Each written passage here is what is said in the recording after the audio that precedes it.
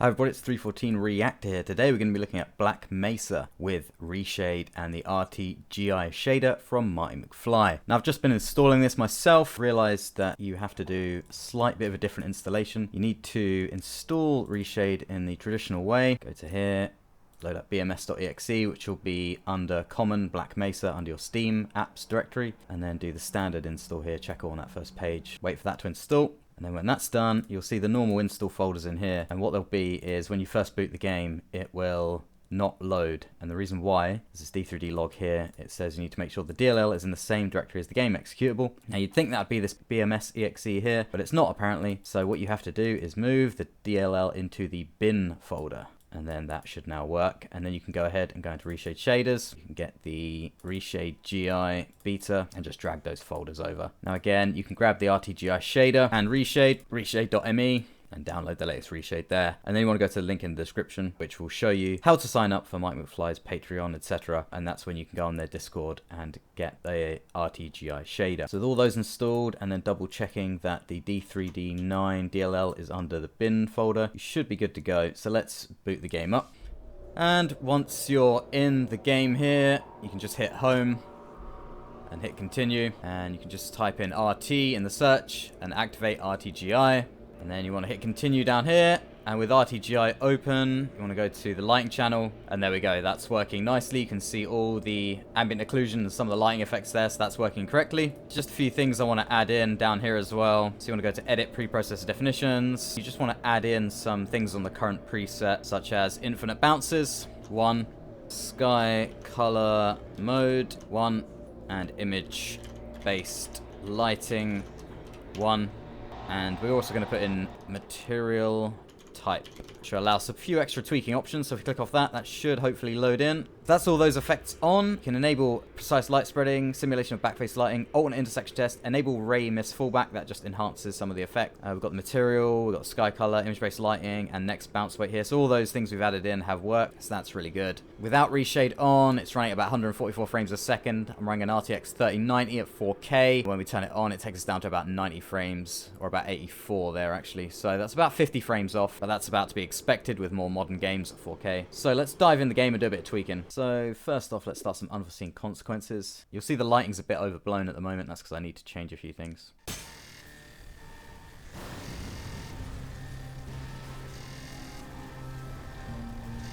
So here we are. That's with the effect on. Let's turn the effect off. So you can see us adding quite a considerable amount of extra lighting here. Probably making things a bit too bright, so we probably need to tone them down a bit. Let's go to the lighting channel. So ray length. Let's not worry about that yet. Let's go to sky color intensity. Tone that down quite a bit, down to about 0.25. So that looks a little bit more true to the game, making it less overly bright. Now we want to experiment with the ray length. Again, go back to the lighting channel here. Ray length. Put that around 15, I reckon. It's about usually what I have it at. Seems to be fine. Extended ray length multiplier. Let's notch that up to 1. Amount of rays at 3. Don't really want to up that too much. Steps per ray. I think we can knock that right up to 40. Z thickness, leave that where it is for the moment. Sky color intensity, want to leave that quite low. Maybe even a bit lower. Ambient occlusion intensity. So maybe want to lower that a bit to 3.2 maybe there. Bounce lighting intensity. Probably just leave that at 4 actually. Image-based lighting intensity, notched up to about 20, 0.20. Next bounce weight, I want to be really careful with this setting. Put that to about 0.10, otherwise things get way too bright and with all the bounces accumulating. Fade out start end, make sure the fade out goes as far as possible. Oh, there's one thing I forgot to put in the preprocessor definitions as well. Smooth normals. So if we go to the normal channel, you can see, especially here, there's very distinct linear normals, and that means the lighting is being applied in that way, and it means it's not as smooth as it could be. So there's a new way to, I think, interpolate between the normals and make them a bit smoother, which is where smooth normals comes in.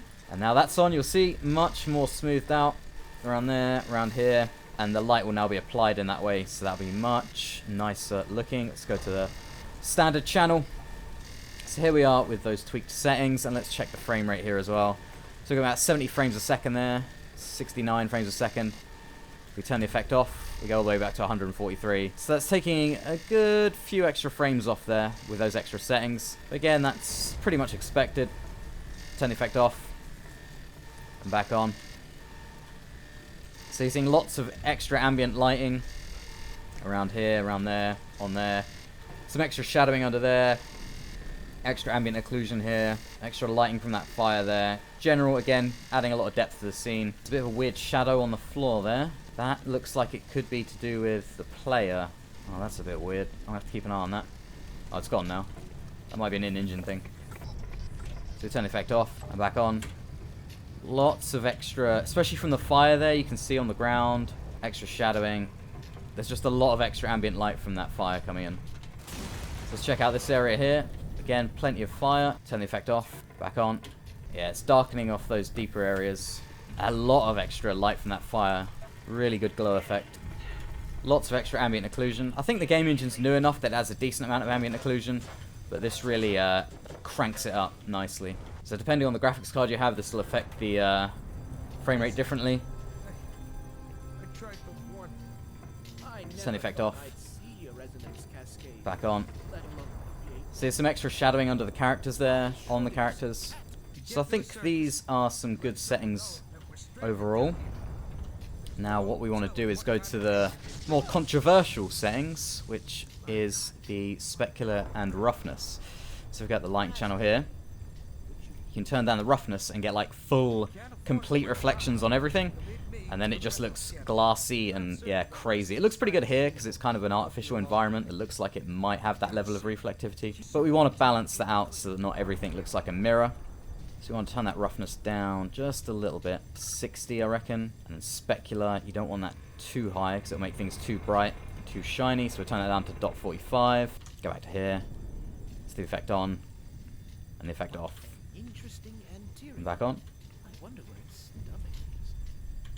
So you can see there's some sort of reflections in the ground there now, where a bit more of the light is being reflected, but not to an excessive amount, like that red color on the floor there from that light. Probably even turn roughness down a bit more, maybe down to 40.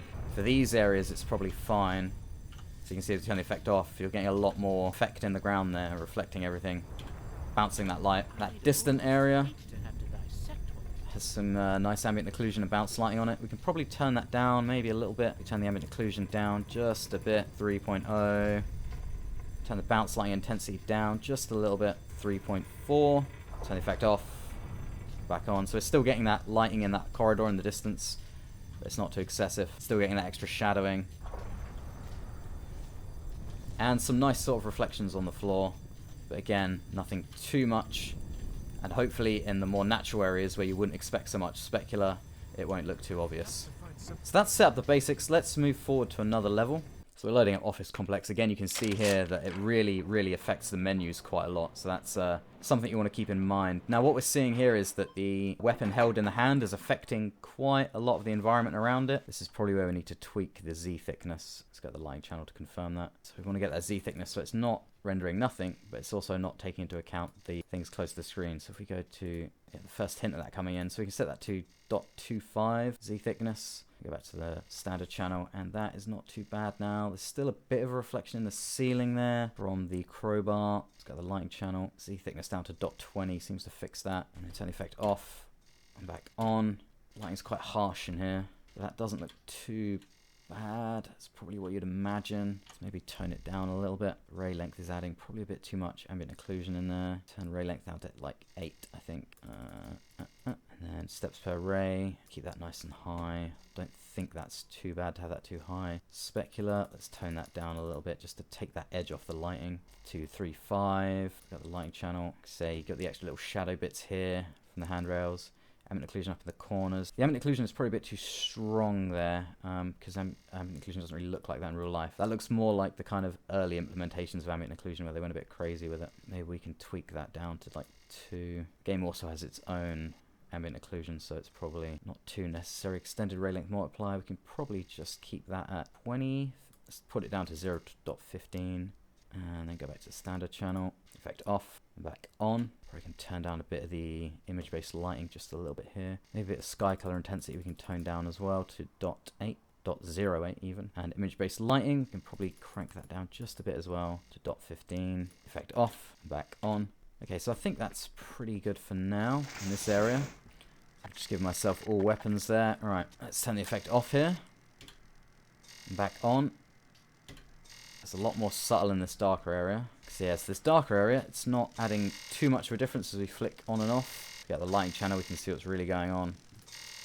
Okay, there's barely anything happening there. Okay, it looks like... Okay, that's weird. So as I look down in that direction, down that hallway, the depth buffer is completely disappearing. And it's not getting access to that anymore, which is strange. There we go, that's fixed it. So there's something going on here, probably with that electricity effect. So you need to go into D3D9 tab in Reshade and click Copy Depth Buffer before clear operations, and that should sort that. That's very weird. I've never seen that before, where the depth buffer just stops working, facing a certain direction. I've also noticed there's no effect on the gun here. Let's have a look. Wonder if we can do the input is reversed. Okay, so if the input is reversed, we have it on the gun, but everything else is a bit messed up. That's very strange. So it's kind of made the distant bit all blurry. We have the effect being applied on the gun, but the distant background areas, there's nothing happening much, really. It's just kind of a blur. Okay, so that's really weird. So let's just turn that off. And we think we're just going to have to live with the fact that we're not going to have RTGI applied to the gun much, really, here.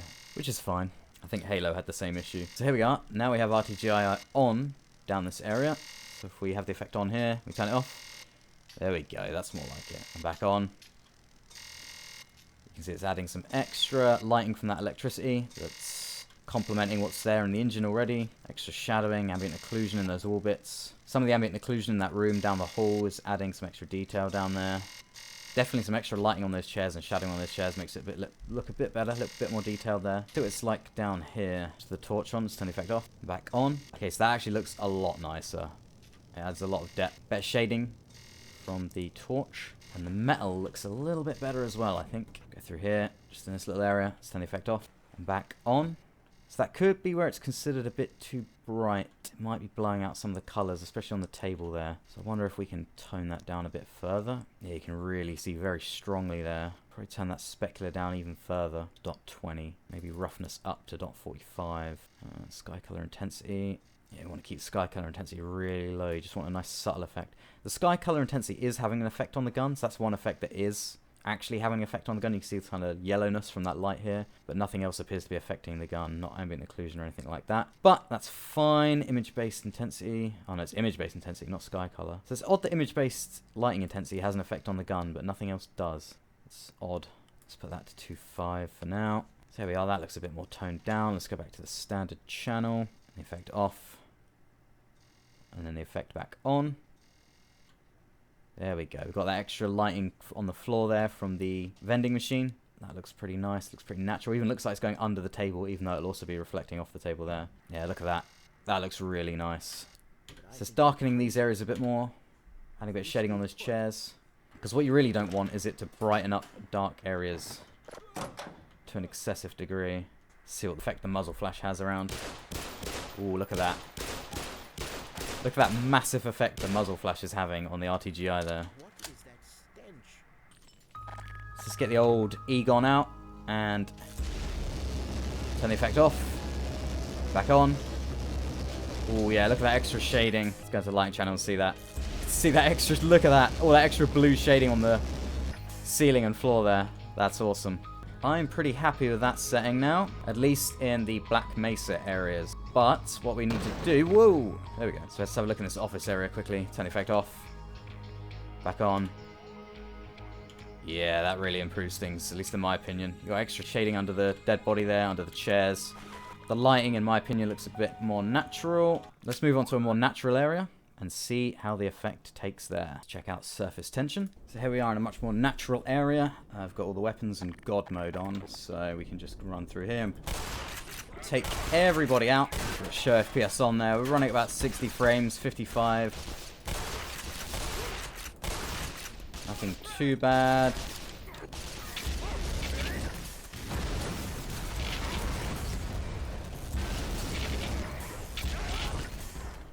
So that looks all good to me. Bit low, you can feel a bit of kind of mouse lag as we're going under 60. Some odd lighting effects there where the lighting's blanking out. Not sure what's going on there. Let's turn the effect off. Back on. So we're getting a lot of extra lighting from the sky color, I think, there, and image-based lighting. Not too bad, though. Could be a bit bright for some. So I wonder if we can crank that down a bit. It'll either be sky color intensity. Let's keep that at 0.8. It doesn't be affecting it too much. Image-based lighting. Okay, so those two settings are fine. I think what it is, all that extra brightness will be coming from specular. So we really want to be careful with that specular. Take that down to about .10. Roughness is at .45. So you can see there's kind of reflections of the car there because of the low roughness level and kind of the grass there, but it's not too bad for the ground that we're on. And when you go into the standard channel, it's not that noticeable. So it's just kind of adding that subtle bounce lighting effect on the ground, but it's not making the ground look too shiny or like a mirror. I think there's some certain issues with the depth buffer again. Yeah, I think, is it just completely turned off there? Okay, so we're getting that weird effect again where we're losing access to the depth buffer. So we got the lighting channel completely gone. Why do we keep losing access to the depth buffer? I think this game does something weird with the depth buffer. So if we click copy depth buffer before clear operations and then tick the top one as well, that seems to fix it. So now it's working again. Let's just make sure it's not doing anything funny. Yeah, so that's fine. So you need to click copy depth buffer before clear operations and then tick that top one there as well to stop the depth buffer blanking out in certain areas. I don't know why it's doing that. Never seen that before. So again, let's turn the effect off. Back on. Yeah, I'm quite happy with that. Again, not too excessive, but adding just enough of a difference. So let's go here. Check out this area with water. Again, frame rate's about 50s, 40s there. Low 50s, high 40s. So that is hitting the frame rate quite hard. Let's turn the effect off. Back on. So we're taking about 100 frames off here. Almost. 90 to 100. And in this area, it's not having too much of an effect. It's just kind of enhancing that lighting a little bit, adding a bit of extra ambient occlusion. Does make the water look a little bit better, but that's quite a hefty frame rate. And that's because we have all those extra settings on. But overall, I'm pretty happy with that setup. So let's go to a Zen level and see what's happening there. So here we are with the Doom 3 kind of effect of going through the portal here. Doom 3 meets Stargate.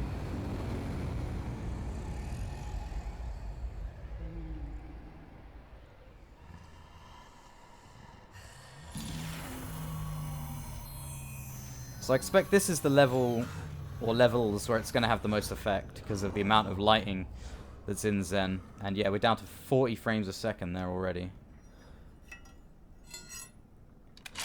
So this level looks incredible. First thing we'll do is go to here, go to the lighting channel. You see quite a lot going on there, quite a lot of detail. Those smooth normals really, really helping out there, because otherwise those rocks would all be really horribly not smooth. Like let's have a look. Let's turn smooth normals off and have a look. And yeah, you can see it's really very nasty. You can see all the polygon edges here and here. So make sure you got smooth normals on. It does cost the frame rate quite a bit, but it's probably worth it. See, much more nicely blended. So that's all good. A lot of purple effects from like the sky color there. And effects from those Zen crystals. So let's go to the standard channel. Let's have a little bit of a look around. Turn the effect off. And then back on. You can see got a lot of extra light from those Zen crystals there. A hell of a lot of extra glow.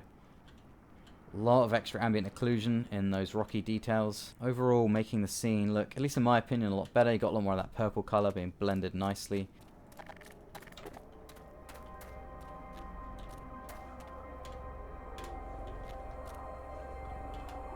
So in those distant areas, it's not going to have too much of an effect.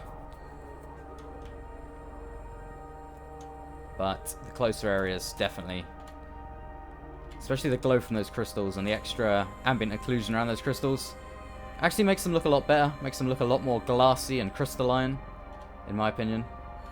And again, as usual with the shader, we're getting extra shading on that grass, which gives a little bit of extra depth and looks a bit flat without it on. But that is hitting the frame rate heavily. The blue glowy things, we've got a lovely extra blue glow around them there, which again is blending very nicely around here with all the ambient occlusion and other things going on. That's really good.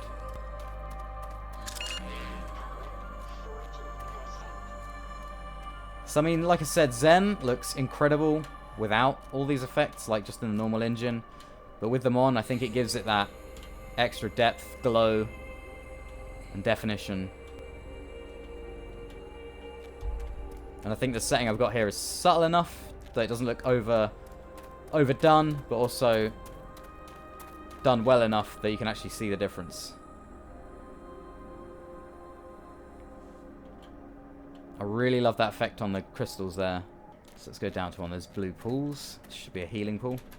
So now the frame rate's about 50, high 40s. Look at all that extra blue glow. It's affecting those distant areas as well, which it shouldn't really be, but that's just probably a limitation of the fact that it's screen space again.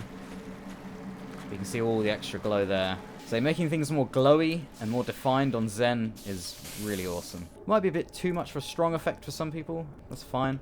I'll put the configuration that I have in the description so you can use it yourself. But I think I found a good balance for the Black Mesa areas, the outside areas, and the Zen areas. And I can't really think of many other areas that this game has. It's much more of an internal area. So the effect on. Let's turn the effect off. And back on.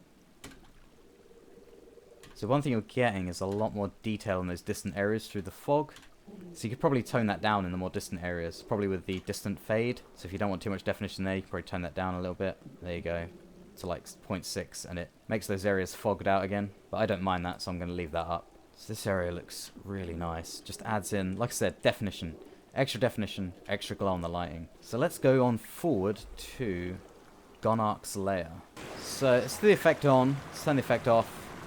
Again, you're getting the effect coming through the fog there, because the depth buffer doesn't pick up on effects like fog and smoke, so it's just picking up on the geometry. But this area looks fantastic. I mean, just that huge glowing sun there, that alien sun. And the effect just adds in the extra shading, but also really enhances that brightness of the sun. Really enhances the sort of other dimensional feel. Love that water effect there as well. It's got that really strong extra glow there in the water.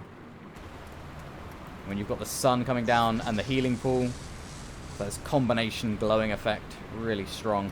So let's check out one last area. It's going to be Interloper. So let's have a look at this area. Oh, he's beating up that Vortigon. I don't like that. There we go. There we go. Have a look at this area. It's the effect on. Let's turn the effect off. See, a really subtle effect on the lighting, but it is adding a lot of extra shadowing in the left and right areas there. But the main lighting itself isn't being too affected. It's just kind of adding a bit of an extra color to it. But again, the frame rate is still being quite badly hit. Oh, but look at the extra shadowing and glow from that healing pod. Nice. Adding a lot of depth in there. Even with the smooth normals, you're still getting a bit of corner on that polygon there. So smooth normals only have a certain amount they can do. Stuff like that's going to show off a lot more. That's just the limitation of smooth normals. A lot of extra ambient occlusion up top there. So it's maintaining the sort of art style of the game, keeping things as they were, but also enhancing shadow and lighting where necessary. So here we are, further along in Interloper. You can see the extra glow from the fire in the corners here. Also affecting the Vortigons. Extra shading. It's pretty much the same story as before. It's just adding a bit of extra lighting in, changing the color of the lighting.